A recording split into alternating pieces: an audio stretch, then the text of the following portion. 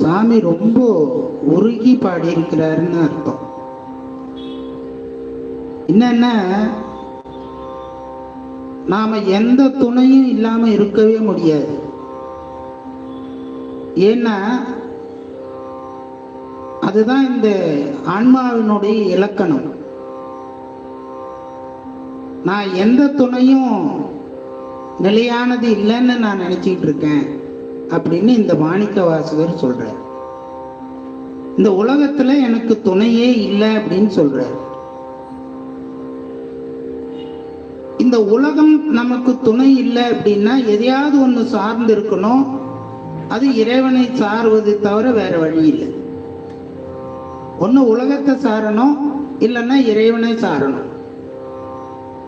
இந்த உலகத்துல ஒரு துணையும் சாமிக்கு இல்லை. அப்ப சாமி எதை சார்ந்து இருக்காருன்னா திருவருளையும் சாமியையும் சார்ந்து இருக்கிறார் என்று பொருள். அதுதான் அந்த பாடலினுடைய சிறப்பு இலக்கணம்.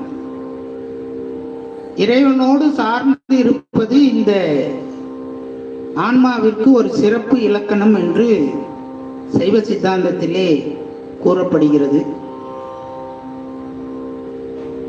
இந்த உடம்பு நிலை இல்லாதது. இந்த உடம்பு எவ்வளவு கேவலமா இந்த பாடல்ல பாட முடியுமோ அவ்வளவு கேவலமா பாடியிருக்க. இந்த உடம்பு கொஞ்ச நேரம் சுத்தமா இல்லைன்னா ஈ முக்கியமா, அழுக்கு வாசனை அடிக்குமா.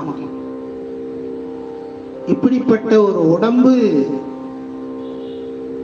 இதை நீக்கிறதுக்கு நான் படாத பாடுபடுறேன் சாமின்ற. நாமெல்லாம் அப்படி நினைப்போமான்னு தெரியல. நமக்கு இந்த உடம்பு நல்லா இருக்கு, நல்லா தூக்கம் வருது, 3 வேளை நல்லா பசிக்குது, நல்லா விருப்பப்பட்டதை சாப்பிட்றோம். அடுத்தது விருப்பப்பட்டதையெல்லாம் நாம கண்டு மகிழ்கிறோம். இப்படிப்பட்ட உடம்ப நாம நீக்கிறதுக்கு ஆசைப்படுவோமா? ஆனா மாணிக்க வாசகர் உடம்பு எனக்கு சிதைய மாட்டேங்குதே அப்படின்னு ரொம்ப வருத்தப்பட்டு இந்த பாடல்ல பாடுகிறார். மிக அற்புதமான பாடல். இதெல்லாம் தினமும் பாடணும்.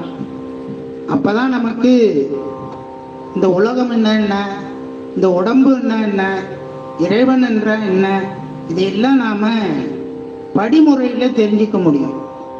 ஒரே நடையில ஒரே இதுலெல்லாம் நம்மளால தெரிஞ்சுக்கவே முடியாது.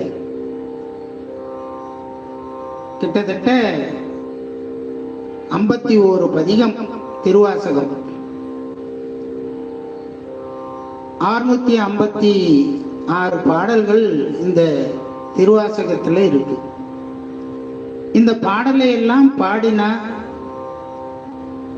நமக்கு சைவ சித்தாந்தம் படிக்கணும்ன்ற ஒரு ஆசை வரும்.